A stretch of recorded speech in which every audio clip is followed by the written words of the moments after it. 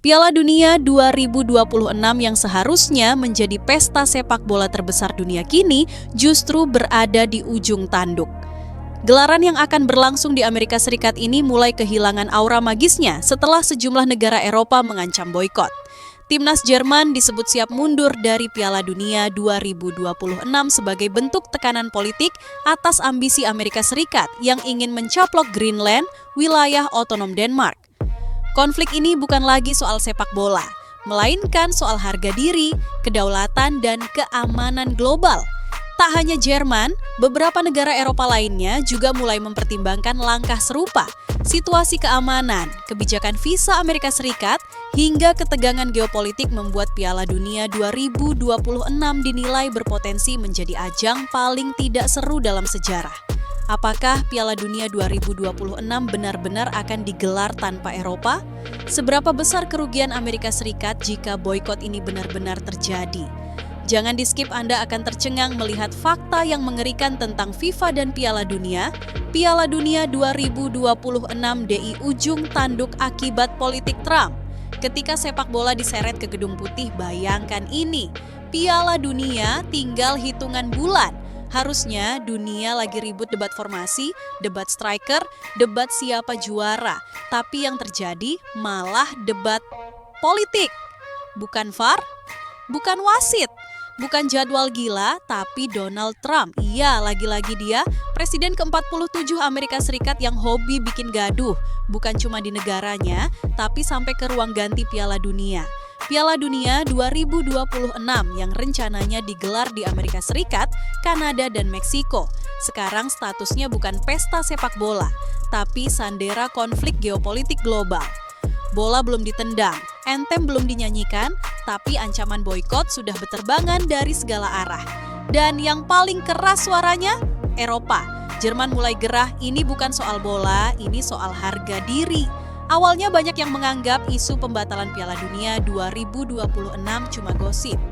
Katanya, lebay. Mana mungkin negara besar mundur?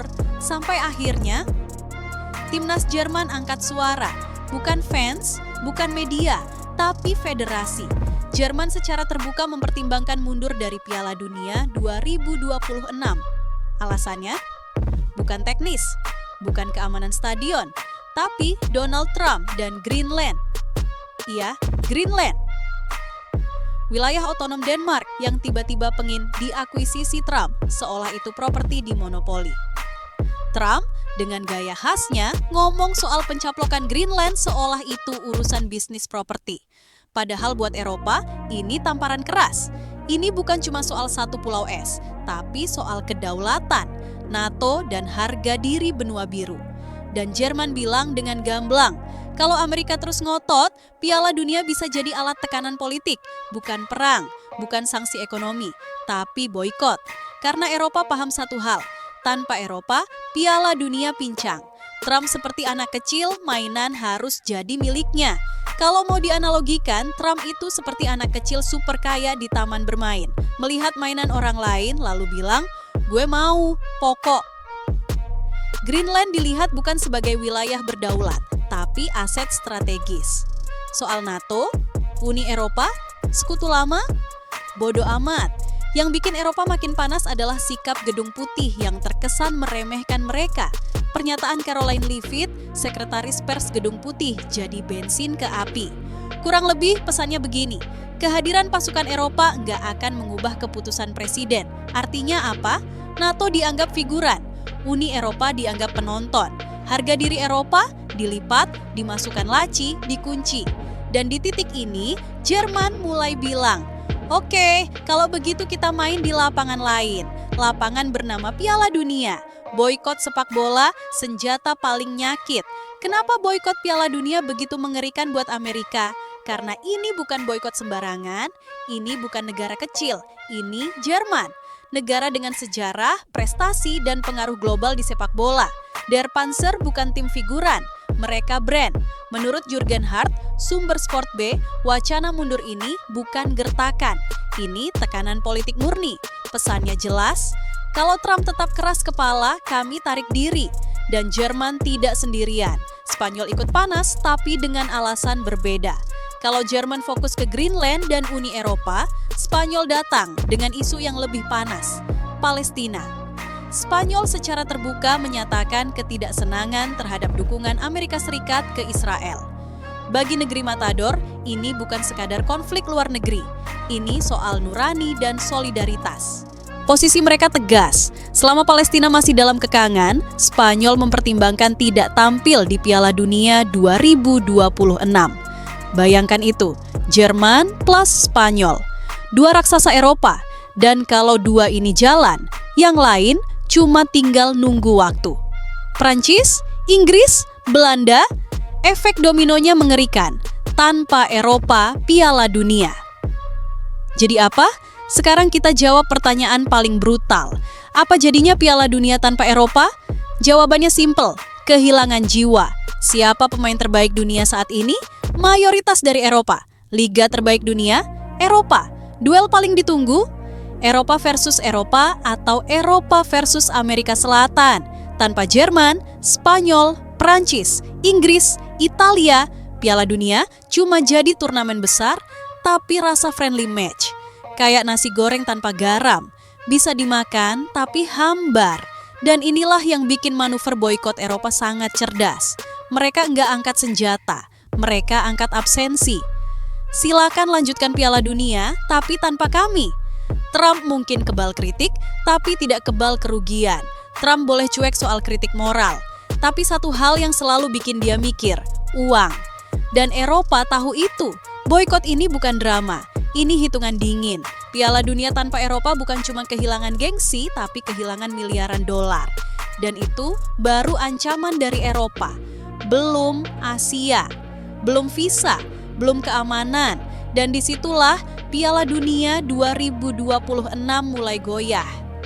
Dari fondasinya sendiri, Amerika Serikat terancam buntung saat boikot bukan lagi ancaman, tapi hitungan akuntan. Trump mungkin berpikir begini, mau boikot? Silakan. Dunia tetap datang.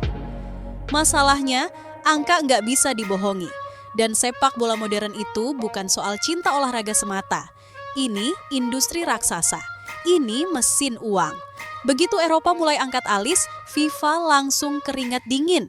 Bukan karena drama politik, tapi karena satu pertanyaan sederhana. Siapa yang bayar? Eropa sama dengan mesin uang Piala Dunia. Mari kita buka data, bukan asumsi. Piala Dunia Qatar 2022. Total tiket terjual 2,95 juta. Keuntungan FIFA 7,5 miliar dolar Amerika Serikat, sekitar 117 triliun rupiah. Dan ini belum termasuk hak siar, sponsor global, merchandise, hospitality, turisme. Sekarang kita potong satu fakta paling menyakitkan buat Amerika. Hampir setengah tiket dibeli penonton Eropa. Iya, bukan Asia, bukan Afrika, bukan Amerika Utara, Eropa. Artinya apa? Kalau Eropa cabut, stadion langsung bolong. Bukan setengah kosong, tapi dingin. Match Eropa selalu jadi magnet. Coba bandingkan.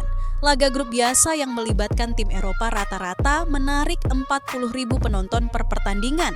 Dan kita ambil contoh paling telak, final Piala Dunia 2022, Prancis versus Argentina.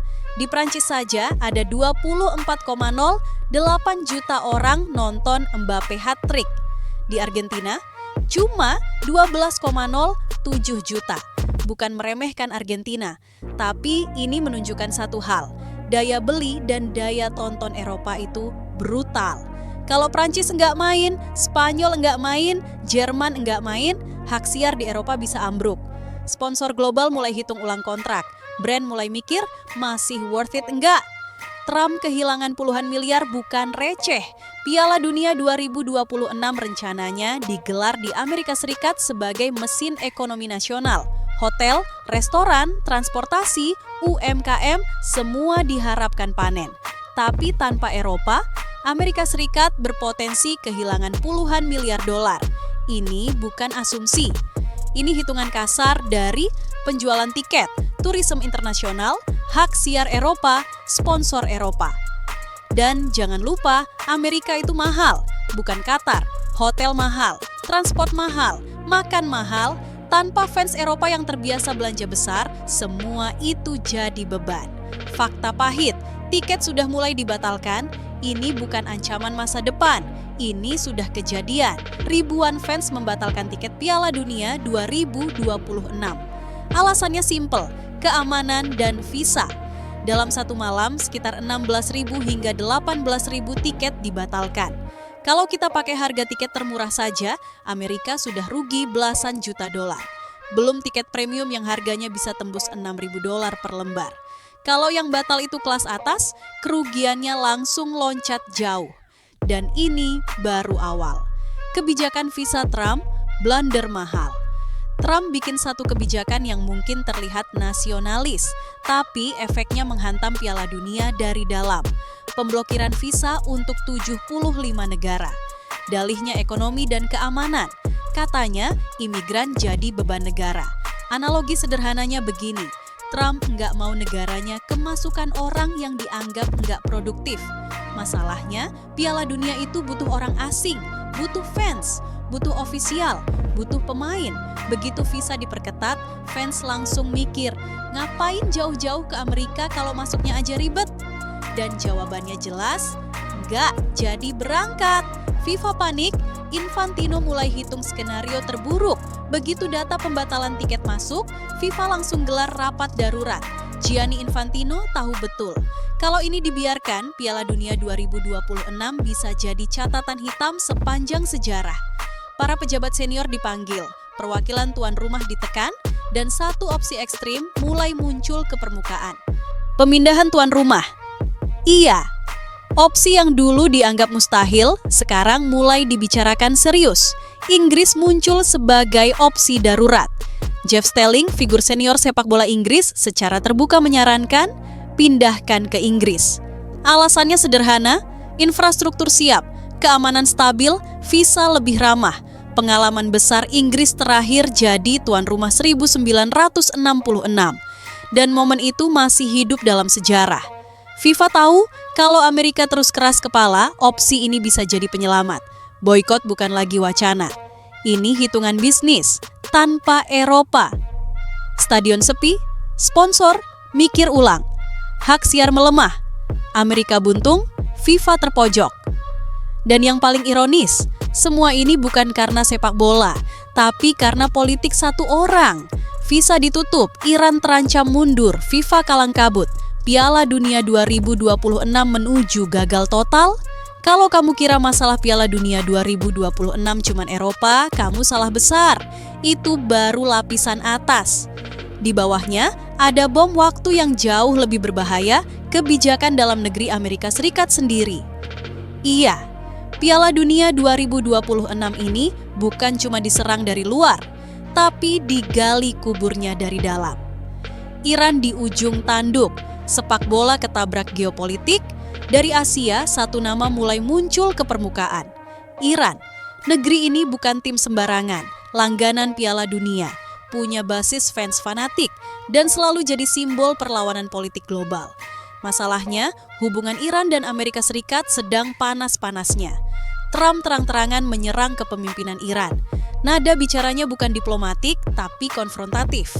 Trump bahkan berani menyebut pemimpin Iran sebagai orang sakit dan secara terbuka menyerukan perubahan kepemimpinan. Kalau ini bukan provokasi, lalu apa? Kondisi domestik Iran, kacau, berdarah, dan tak kondusif. Dalam 48 jam terakhir, situasi Iran benar-benar tidak stabil. Protes di mana-mana, represi aparat, bahkan laporan penembakan warga sipil oleh pemerintah sendiri. Mayat dibiarkan di jalanan. Internet dibatasi, informasi dibungkam. Dalam kondisi seperti ini, Federasi Sepak Bola Iran jelas berpikir dua kali. Apakah aman membawa pemain ke negara yang memusuhi kami secara terbuka? Dan jawabannya mengarah ke satu kemungkinan pahit, mundur dari Piala Dunia 2026. Visa Trump, palu godam ke sepak bola dunia. Ini bagian paling fatal. Trump secara resmi memblokir visa untuk 75 negara. Dalihnya ekonomi. Katanya, para imigran membebani negara. Secara politik, mungkin ini laku. Secara sepak bola, ini bunuh diri. Piala Dunia itu butuh pemain, ofisial, jurnalis, fans. Begitu visa dipersulit, Piala Dunia kehilangan darahnya. Iran bukan satu-satunya. Banyak negara Asia, Afrika, bahkan Amerika Latin yang terancam kesulitan masuk. Dan yang lucu tapi tragis, Amerika jadi tuan rumah tapi menutup pintu. FIFA siap ganti peserta. Sinyal bahaya serius. FIFA bukan organisasi bodoh. Begitu ada sinyal Iran mundur, mereka langsung menyiapkan skenario darurat.